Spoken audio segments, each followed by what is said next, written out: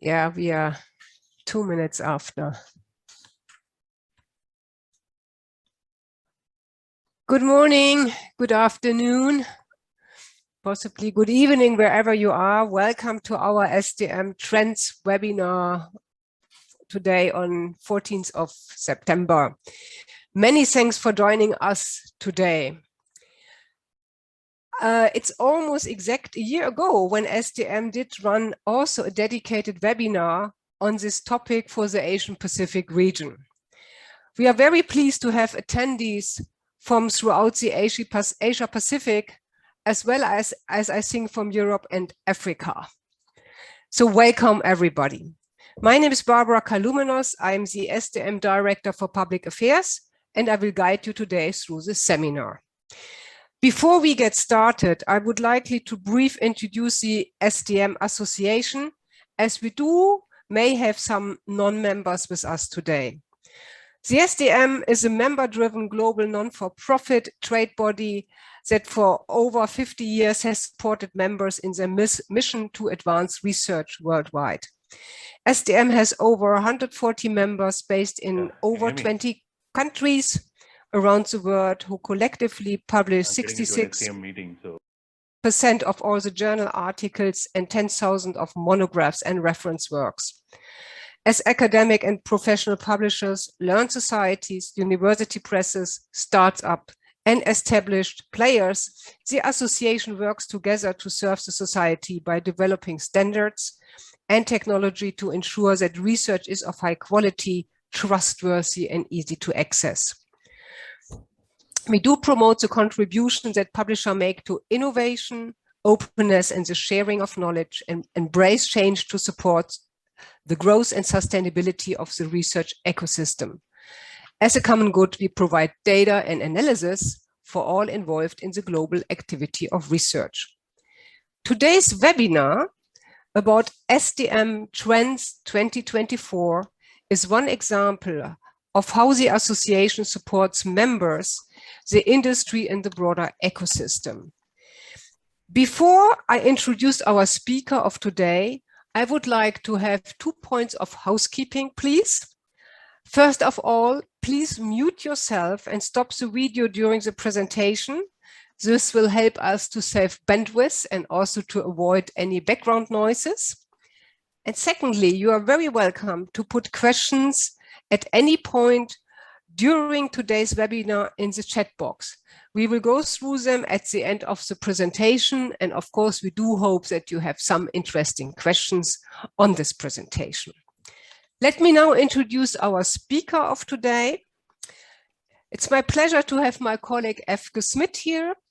Efke is STM's Director for Standard and Technology and coordinates the activities for STM members in the area of technology developments and standards, such as our initiative of research data, access and authentication, digital preservation, and then the annual Trends report. I should mention this was formerly known as the Tech Trends report, but as Efke might also will explain, we are moving away from the technical part, as this is more broad now on that we are looking what are trends which are important for us for this ecosystem.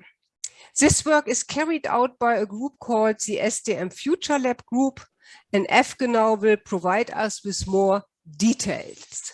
Efke, the floor is yours. Thank you so much, Barbara, for this very kind introduction. And thank you all for joining today. Good morning, good evening from me as well. And I'm very happy that we have so many people here. Maybe some of you have been here last year as well. For the people who are new, I would like to explain that this is an annual exercise in which we try to forecast the most important trends for our industry and for our sector and for scholarly communications in general. As Barbara already mentioned, in previous versions, we always called it the STM Tech Trends, as we saw technology as one of the main change drivers for our industry. But we've changed it to STM Trends, so they take a more generic, more general view, because we believe that technology is now truly embedded in our industry and is no longer an outside driver to things. So this year, welcome to STM Trends 2025. The year indicates the time horizon that we're taking for these trends. And as you can see already on this cover slide, we try to depict all these trends in one picture, in one infographic. We stopped writing reports because people don't read them, don't have the time to read them. And we thought one picture says more than 1,000 words. So let me take you into the picture of this year. And as you can see, this is a river delta landscape. And the river in this picture is the symbol of all the research outputs, all the research results that flow to the sea. And the sea is the sea of content. And I'm particularly stressing all kind of research outputs, because the main research output that we know so well as publishers are research papers. But there's a flurry of additional research outputs becoming more and more important now. So that's one of the first trends. For example, research data, research code, software, methods, all kind of protocols. People want to share much more from their research, and also in much earlier stages. And that is something that this picture tries to show you. You can see that the flow of research outputs has many sources. It's being fed by many different rivulets and lakes and whatever. And also it takes different directions towards the sea.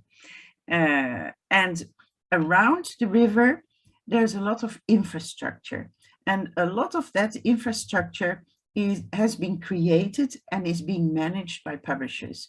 The most important one is in the middle of the river, and that is the infrastructure, the works of peer review. But I'll come back to that later. I'll explain all the different regions and sections in this landscape.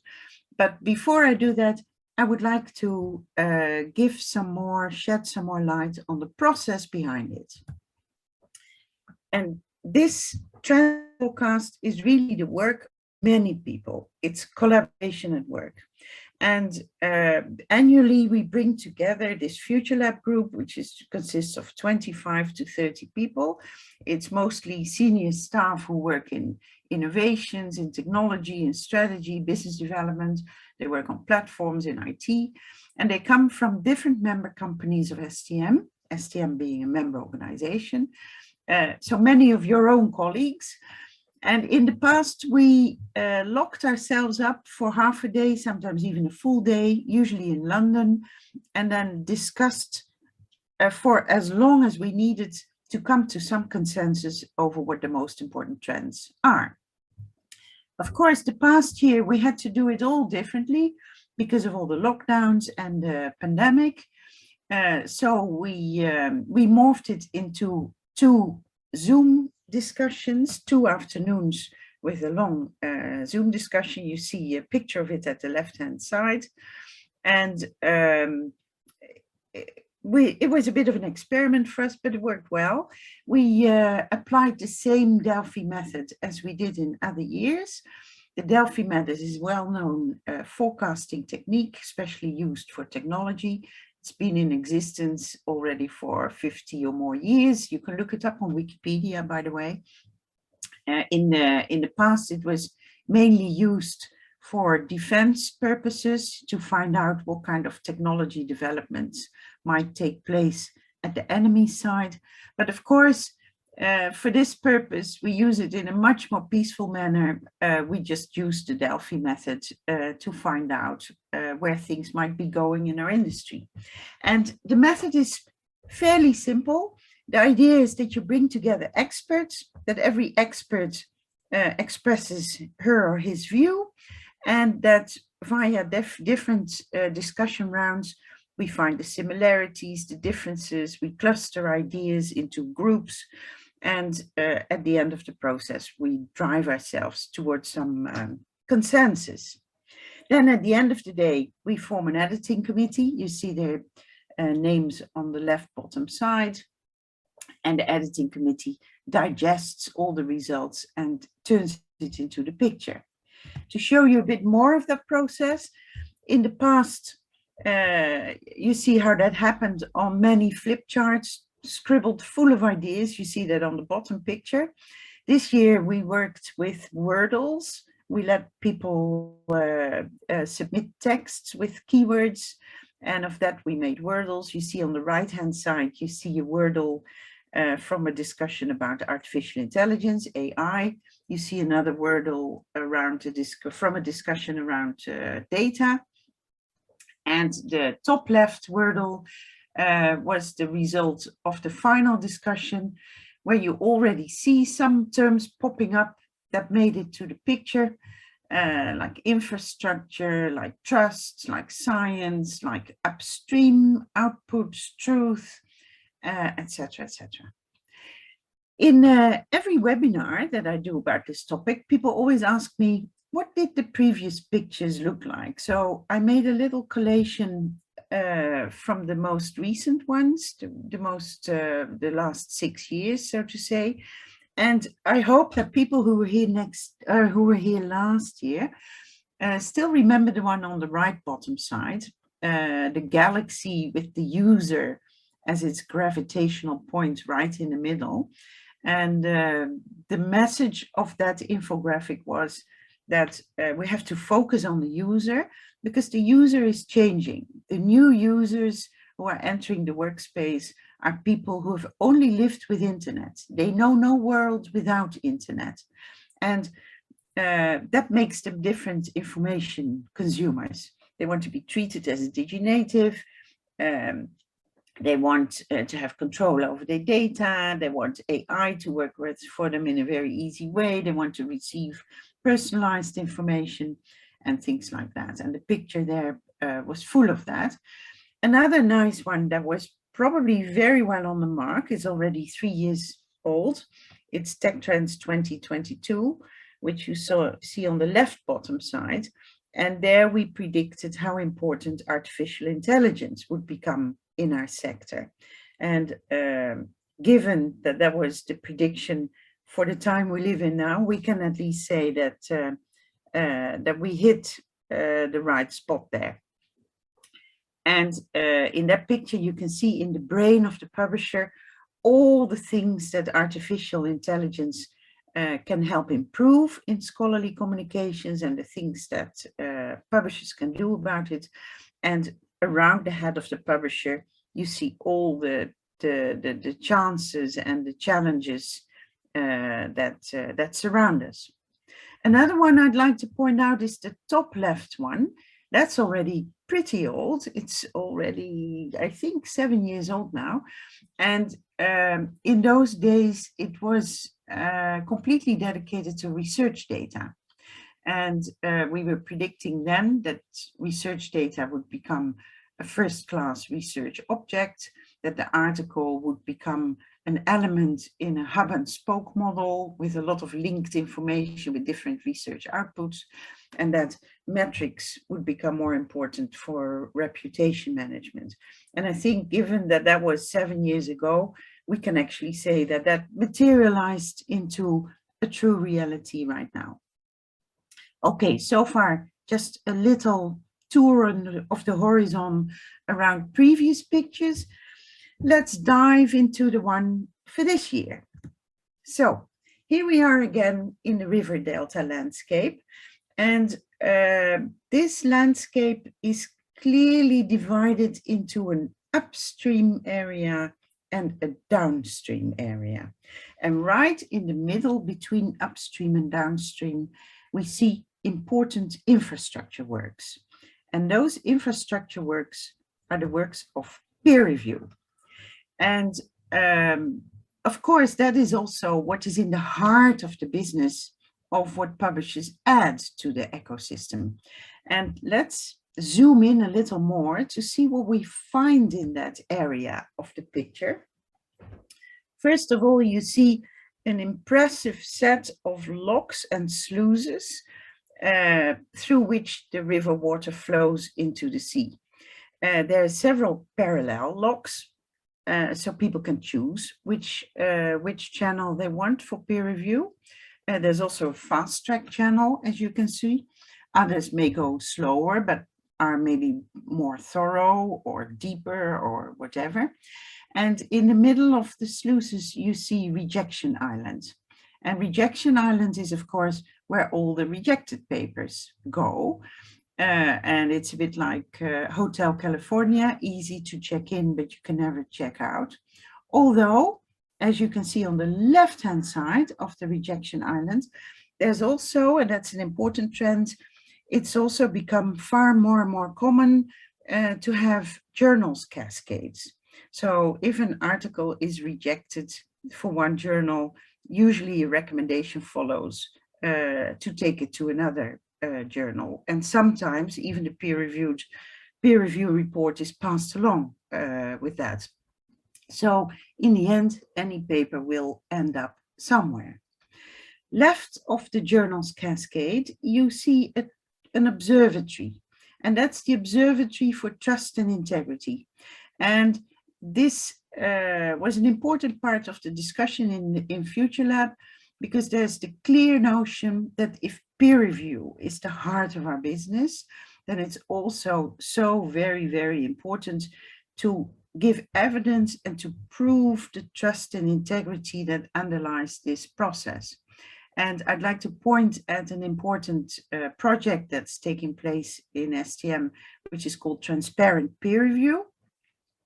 And in that project, we're supplying our members with all kinds of tools to make peer review more transparent and to be accountable for the peer review process that takes place. One of the first steps has been the publication of a peer review taxonomy, which makes it easy for publishers to indicate what kind of peer review took place for a paper. And we're also hoping that that becomes sort of common practice, that people will indicate whether the peer review was single blind, double blind, whether the names of the peer reviewers can be found, or whether even the peer review reports are made public, or whether it's pre-publication or post-publication peer review, all those different aspects that publishers can apply. So the first step towards trust and integrity is always to be transparent about what happens and to have a predictable process. Something else that is very important for trust and integrity is to be able to correct things if things went wrong. So if you move a little downstream from rejection island, you see another island there, and that is retraction islands. And we've noticed that as publishers, that retractions seem to be increasing. Partly this is an effect of becoming more transparent, but it's also something that needs clear policies and transparency in itself. Therefore, you see across retraction island, you see a bridge, so that people can have oversight on why retractions took place. And on Retraction Island itself, you also see a little graveyard, because every retracted article should get a tombstone. And currently STM has another project going on retraction policies, and later this year will be publishing some recommendations on retraction policies, and some of them are very simple. The reason why Retraction Island is so close to the peer review works is because if retractions have to take place, do it quick, do it clear, do it in the open, make sure that the retracted articles have clear metadata, so that if people stumble upon those papers later on, that they know that these were retracted papers and that they do not cite them, or if they cite them, that they clearly indicate that it's about a retracted paper, etc., etc. Okay, let's move a little bit closer again to the peer review works. You see several buildings there, research buildings, whatever, but you also see a preprint server there, medRxiv. There's a lot more about preprint servers in this picture, but medRxiv is a medical preprint server, which is moving closer and closer to the peer review works. And I'll come back to that later, but please remember that it's there. Further along the peer review works, you see article city arising. And actually, I'd like to give that a little more attention. You see article city is here. It's also across the bridge, but let's zoom in at this side of the river. You see some high-rise towers there where prestigious journals are housed. Large volume journals also. You see a gold tower that houses the prestigious journals with gold open access. You also see lower buildings. You see a hospital for the medical journals with a lot of clinical research. But you also see a lot of suburbs, open access suburbs with smaller houses, because many open access journals work on a much smaller scale. There's also a premium park there where you see the journals which charge subscription prices with a little paywall around them. And very close to the open access suburbs, you see the free to read beach, where life is obviously very good. There's also a read and publish container terminal down at the right-hand side of the picture. And this is another important new trend. Read and publish deals have become pretty dominant in the field outside. It's a way to realize open access and to address the open access demands from our customers.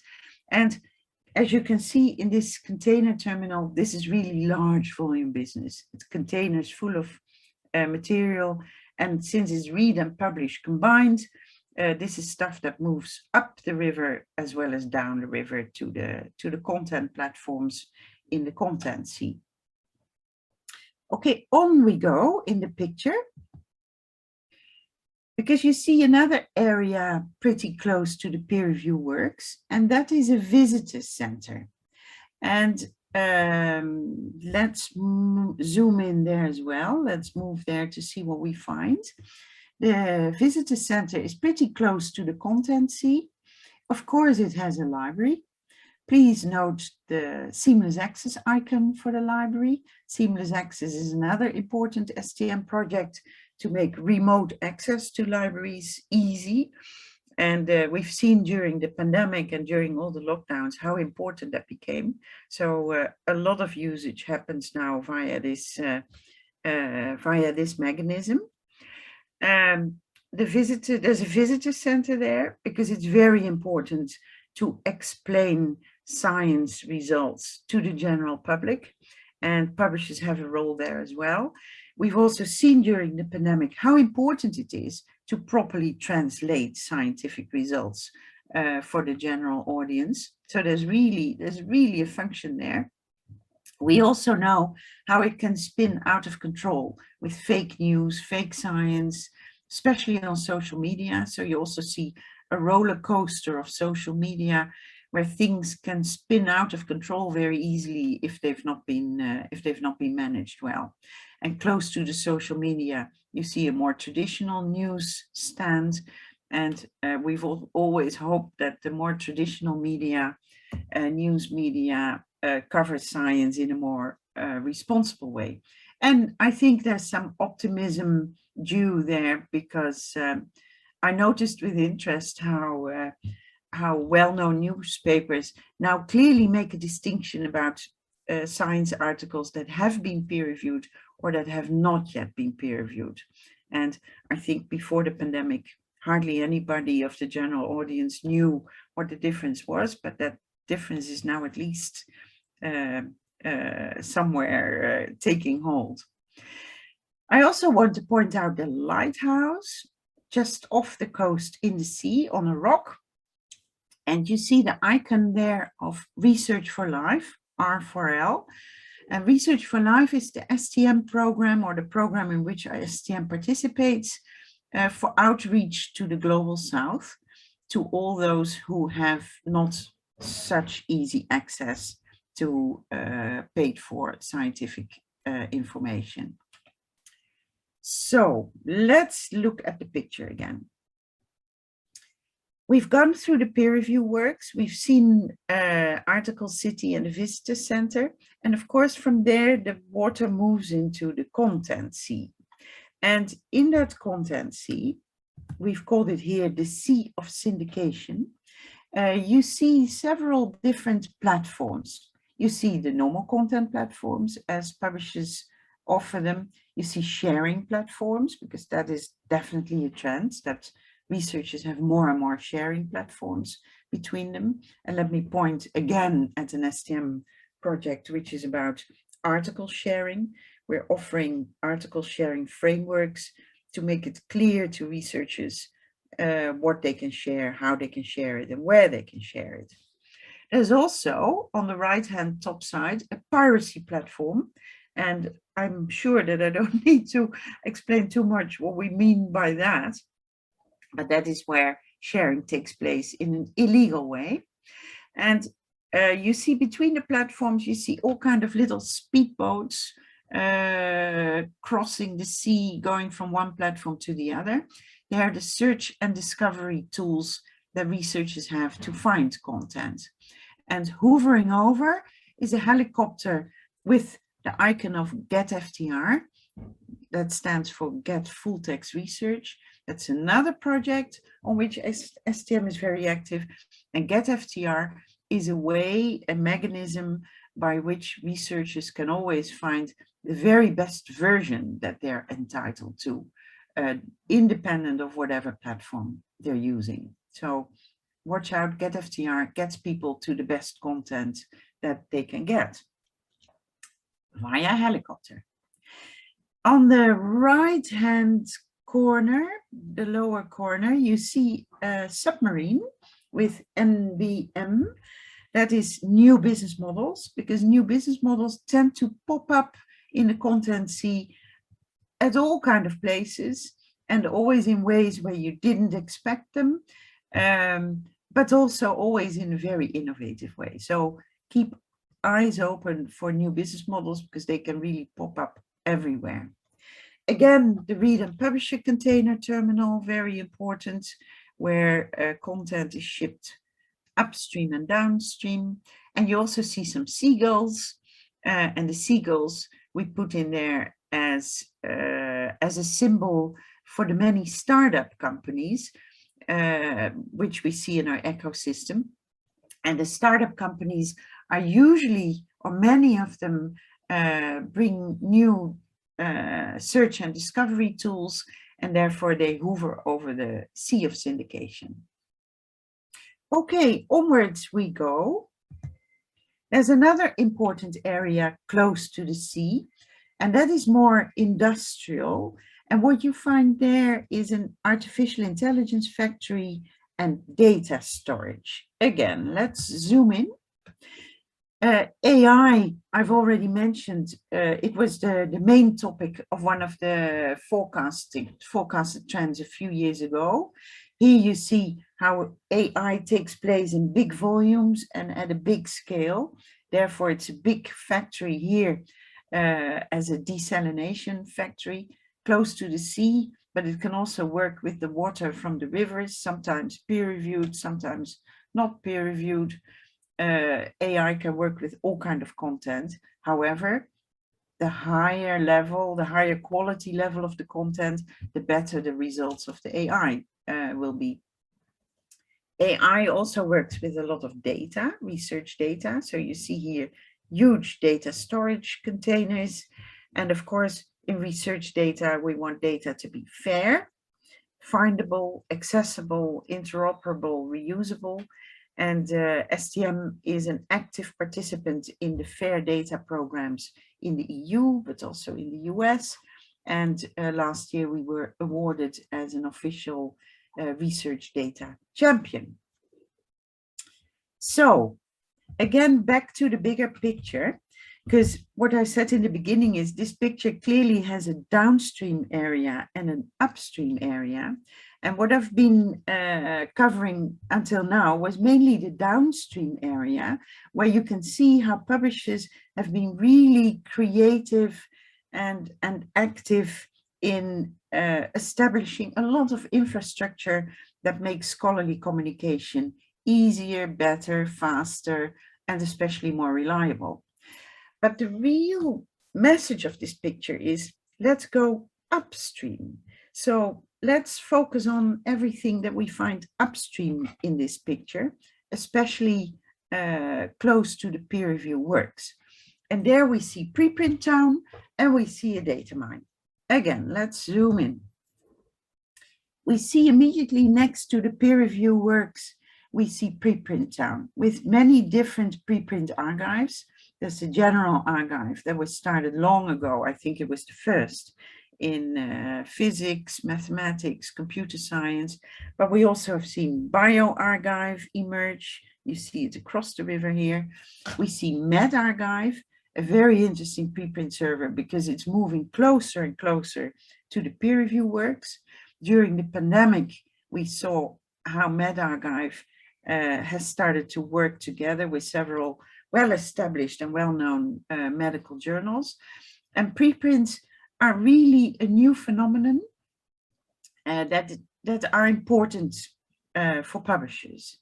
Of course, the unpeer-reviewed stuff in preprint archives is fundamentally different from the peer-reviewed stuff that appears in journals. At the same time, there are very clear indication how people want to share things earlier and probably also find the whole peer review process taking too long.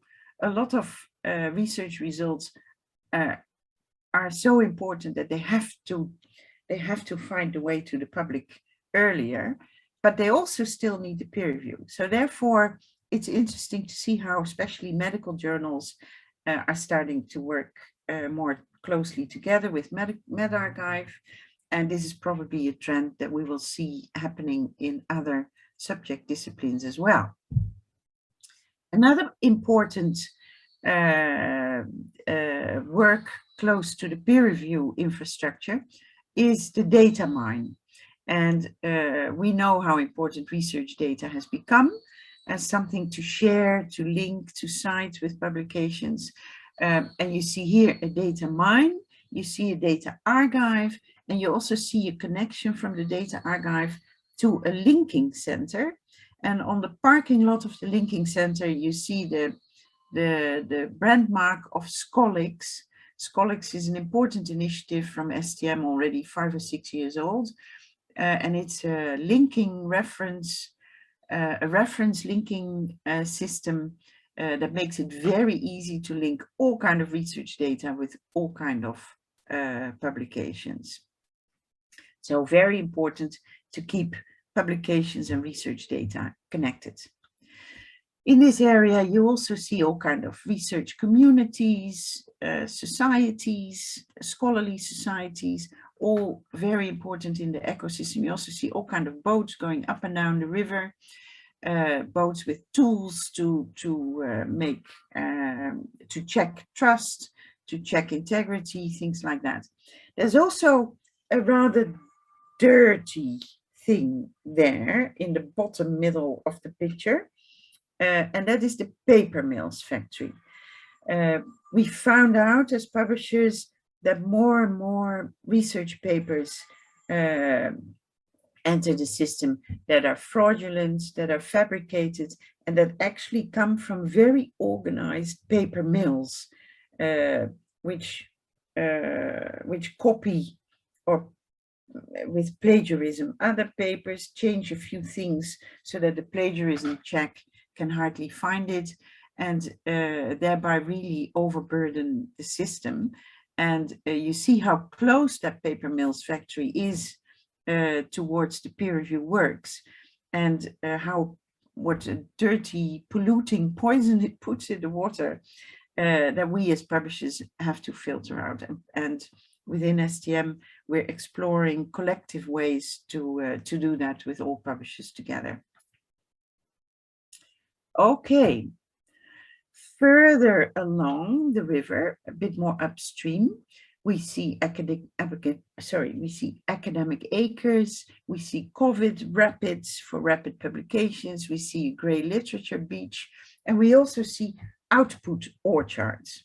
And the output orchards are very important for reproducibility and also for replicability. And you see here neat rows of fruit trees and big barns where all that fruit is being categorized and sorted and checked on reproducibility and replicability. Does one apple from the same tree look the same as the other apple from the same tree, or maybe even from another tree? So reproducibility and replicability are becoming more and more important, and also have a direct relation with early sharing of research results. Onwards in the picture, further in the back, further upstream, we see research land. In research land, we find universities, again with libraries with seamless access. We see labs, we saw the output orchards. We also find there the early findings grove, where stuff is shared very early, always unpeer-reviewed, of course. And you also see on the right bottom side a free sharing fair. And on the free sharing fair, you can have a lot of fun. Things can be jolly, there's a merry-go-round, there's a big wheel, but there's also a haunted house, there are bumper cars. So it's not all without danger. And we wouldn't stop anybody from going to the free sharing fair, but watch out what you're doing there. Keep some caution in mind. A bit further away from the free sharing fair, you find the swamp of suspect science. That's where all the danger of fake science comes in, because you also see the fake science jungle, where it can be really dangerous to wander. A better place to wander are the woods of truth, which you see in the background. It can be a bit misty and foggy up there, because in essence, in science, truths are all the time being replaced by better truths. That is how science works. But not always everybody understands that, and that's why it can be a little foggy. That brings us to the last bit of the landscape, and that is the scholarly landscape at the horizon. And zooming in, what you see here is the lake of knowledge that feeds the river, because it's a circular process. New knowledge brings also new research for, again, newer knowledge. We see scholarly fields forever. We see a metrics mountain. I already mentioned how important metrics become. We see several mountains, because metrics are nowadays much more than only citations, although we still see a citation summit in the distance, but we also see alternative metrics. There's a summit with the H3 indicating the H index. To the left, you see the fundus reservoir, a very important feed into the river, as we all know. The researchers cycle always starts with a funding proposal.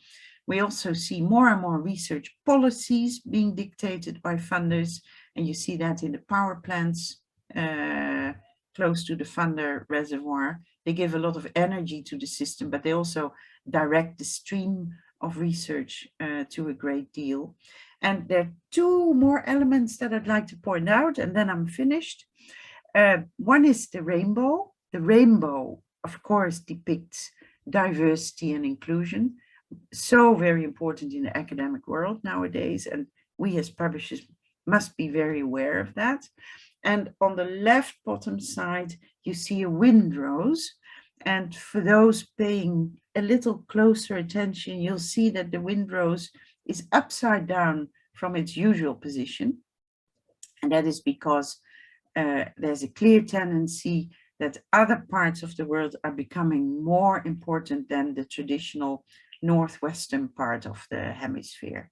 So that's why what we tried in a very subtle way to show in that upside down windrows. Okay, with that, I come to the end. Let's take one more summary overview of what the Delta landscape offers you. Right in the middle are the peer review works, as that is the heart of the publisher's role in the ecosystem. Around it, you see article city with different ways in which journals and other publications appear. There's a visitor center to translate science results for the general audience. There's an AI factory and research data area, and all the water streams into a huge content sea with many content platforms. However, our motto is let's go upstream. Upstream of the peer review work, you find preprint town and a data mine, you find research land, you find the scholarly landscape.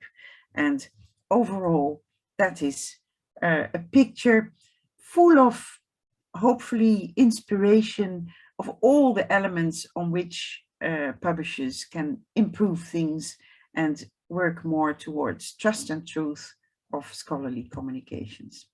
And that brings me to the end. So I'd like to hand back to Barbara, if I may. Yeah, Efke, thank you so much for this wonderful talk. I have to say, I'm not here listening to it the first time, but every time I gather a little bit more of the details. And I think maybe this is what we need. We need 1 year to digest this before you are coming with the next infographics here. At least I try every year to try to get it in my mind. Let's open the floor for question. I saw we have one in the chat box, or maybe even two. Let me go back. I think we have two questions here. Efke, can you also see them, or should I read them out? Yeah, read them out so that we're okay. sure. Also it's from Francis Dodd at Science Publishing. The first one is concerning open access, and it's the latest figures I can find that are globally 30% of articles were open access in 2020. Is this your view, and what is the trend of growth when might we reach 50% of article being OA? I'm not sure if it's a question related to the trends, really. I mean, it's more about the growth rate of open access here. Yeah. Maybe it's more a question for you, Barbara. What do you think? Well, I think I honestly have to say I would need a crystal ball to predict when we reach a certain percentage. One thing we definitely see is that there is a continuous growth in open access, and it also has to do what also Efke pointed out here, and in this sense it relates here to the infographic, and this was about what I learned is the article city, and it is this publish and read container, so to say, the mass, the big business which is done there. This is definitely helping to move forward, but I have no idea when we reach the 50%. One thing we also see is that we see different growth rates of different regions or with different funders, depending on where they put the focus on. I see this is the best I can say. What I should add here is that we in STM, as you all maybe also know, we have an STM report we used to do every 3 years. And this year we are not doing a new report again, but we will have STM so-called supplementals. And the first supplemental we will publish will be around October, when we have the STM annual conference. And there it will include numbers on those issues, on those topics where we were looking in what are the growth rates on open access, where do we see the growth, is it gold OA, is it more on the green OA? So I can suggest that hopefully by October we have some more material for you, which you can, let's say, idea what we observe in the market. Let us see, we have 2 more questions. Was Francis again? Do you see researchers as becoming more relaxed about relying on preprint versions of articles, thus reducing the perceived value of the final published version of record? Mm-hmm. Yeah, I think that's a very good question that ties immediately into this picture, because of course we have preprint down moving closer and closer to the peer review works. My personal impression, and I think that was also reflected in the group discussions, is that people start to understand the difference better between, let's say, journal article versions. And preprints are useful for the speed that they bring, but they're not but they do not have the same value as the peer-reviewed article, which of course is much more reliable and has been vetted and checked and so forth. But as long as people understand the differences, they can live alongside and they can even benefit from each other. And the main ways that medical journals now use medRxiv is to sort of pre-select very important stuff, or stuff that could become very important if it has been checked. Stuff that can promise big breakthroughs, and they select it there and then move it in the fast track channel so that it can actually be checked also quicker. So I think it's not that researchers have become more relaxed, but they more live with the different phases of an article. And I can point out another important project that's taken place. It is a NISO project. It's about journal article versions. And there, a working group of 15 or 20 people with different backgrounds are trying to make clearer definitions about journal article versions. So from the author's manuscript to the author accepted manuscript to the version of record, etc. And of course, we as publishers, we will always promote the version of record most, because we know that that is the most reliable version, and that is also the version where a lot of value has been added by the publisher. And therefore, that's also how it shows how upstream and downstream become more interconnected. That's exactly the reason why we also have the Get FTR project, Get Full Text Research, which will make it possible for an individual user to always get the very best version that she or he is entitled to. Thank you.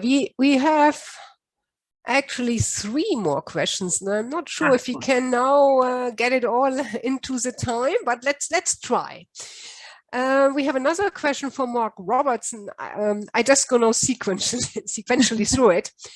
Another great trends. Thanks. My only comment is that it is a very developed world, and I wonder how the global south or the emerging economies are involved. And that's indeed, I think, a very interesting and good question here. Yeah, that is. Thank you, Mark. Indeed, this is a very developed picture. Of course, it's also a symbolical picture. As you can see, especially downstream, it's very developed, it's very constructed. There's a lot of infrastructure there. I already pointed at the lighthouse just off the coast at the visitor center, where we have the Research for Life project, which is a clear outreach project started, I think, 15 years ago or so, together with several UN agencies, to make sure that the Global South has easy access and sometimes free access to subscribed material.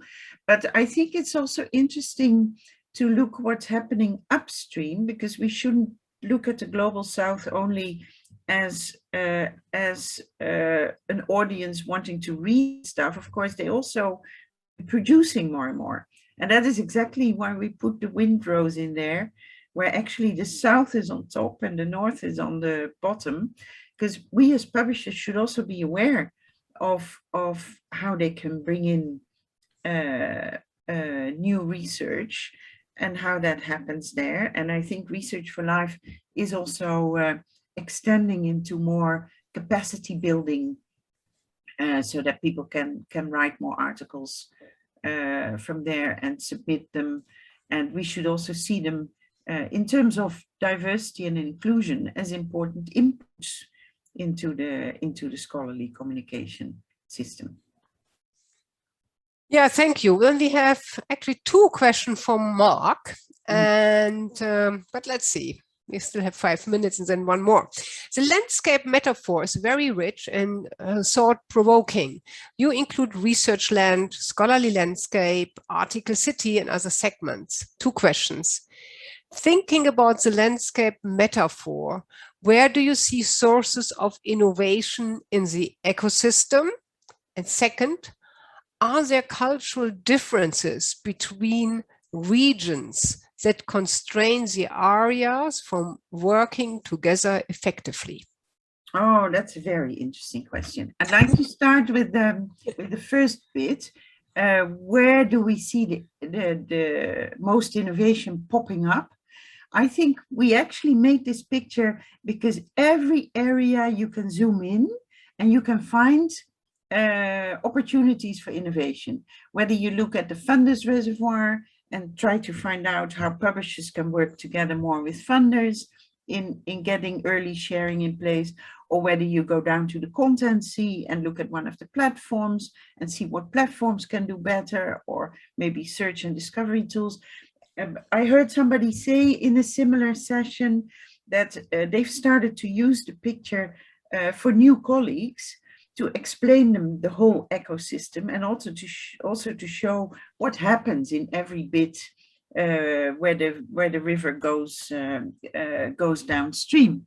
And I think personally that most of the most interesting trends are taking place from a publisher's perspective just upstream of the peer review works, in the peer review works itself, because I think we can still improve a lot there in terms of reliability, trust, integrity, transparency, and things like that.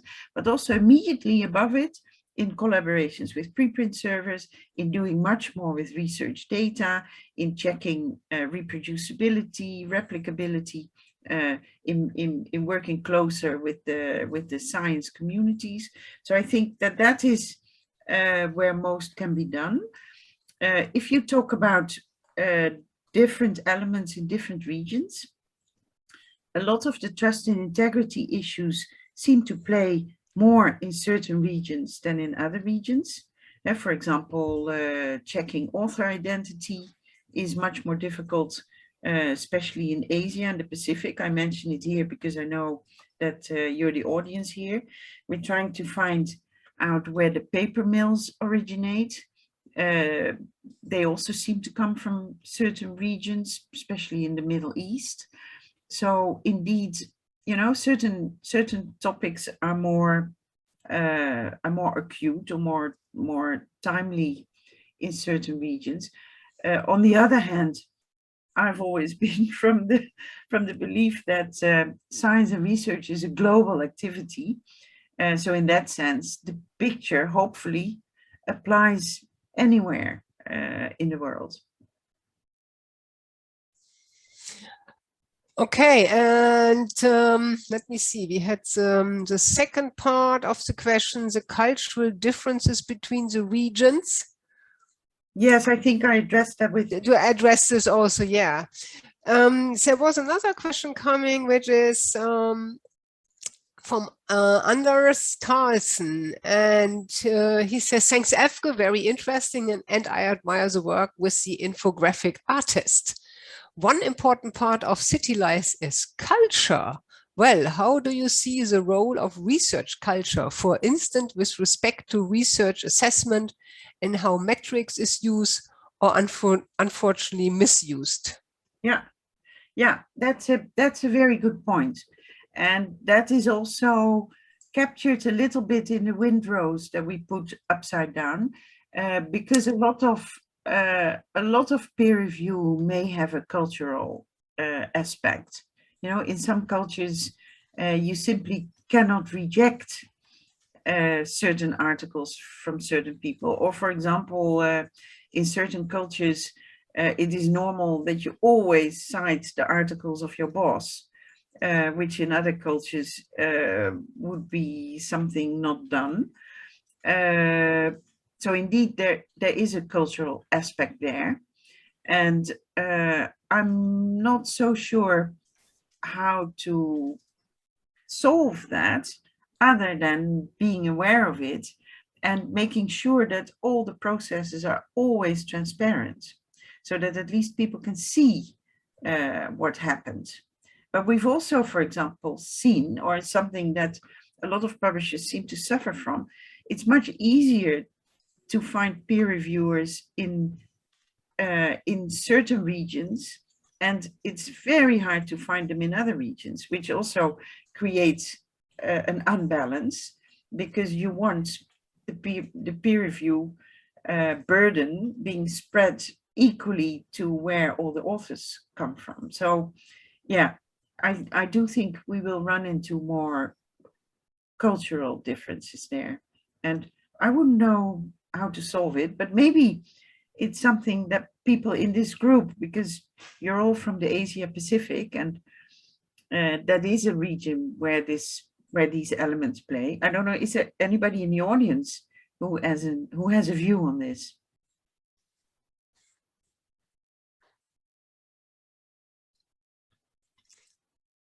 I'm not sure, Efke, we are a bit, I just have to be cautious. We are we have 2 more minutes, close to the 10 o'clock, but I'm sure that's a question you are just putting out. So if participants of this webinar have any thoughts, I'm sure that Efke would appreciate if you send her an email and sharing your thoughts with this. And there were 2 more, I would say, 1 more question which we can easily answer. One was for Mark. Is there somewhere is there somewhere where we can direct people to see the video of this presentation free on YouTube? I just checked our webpage and I put the link in for the Trends 2025, but it says, Efke, that the video will be available shortly. So I'm not sure. Do you have an idea when the video will be made available? Yeah, not yet. But we do have one of the presentations at our conference there. I'll put a link on that page to that conference presentation. It's more or less the same as what you saw today. So then you can direct people to that link. Yeah, we'll do that. Okay, and then I will take the last question, which came from Tony O'Rourke. And again, great presentation as always. Any thoughts on the cost of peer review? What is the direction of travel? More costly or getting cheaper per article, potentially allowing new entrants? Yeah. I think that peer review will change in terms of the kind of tools that people can use.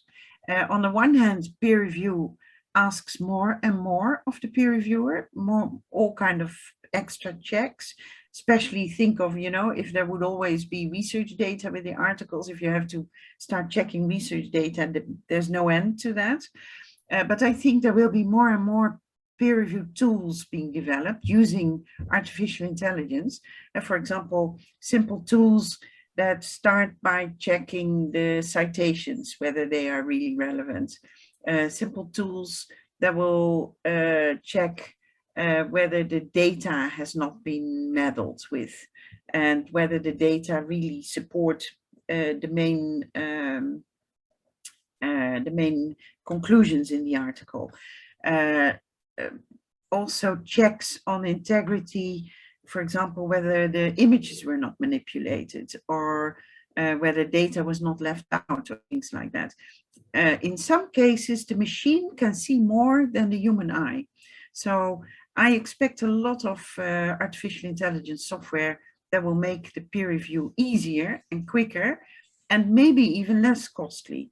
But at least it will outweigh the extra costs that extra peer review checks will demand. Thank you so much, Efke, for taking on all the questions. And yeah, I would like to officially close this webinar almost in time. My clock at least shows 10 o'clock here, 10 o'clock and 2 minutes, which is late in the afternoon and for some of you late in the evening. In the world, we hope that you enjoyed this seminar. You will find more information, including a poster. I would really point this out, a poster that you can put on your wall. I have it in my office as well, where you can put all the tech trends and trends next to each other. And you can download it from our webpage. And we hope that you enjoyed this webinar. Please feel free to contact myself or Efke if you have any further questions. And we hope to see you next time. Have a lovely evening or morning wherever you are. Bye-bye. Thank you, Barbara. Bye-bye, everybody.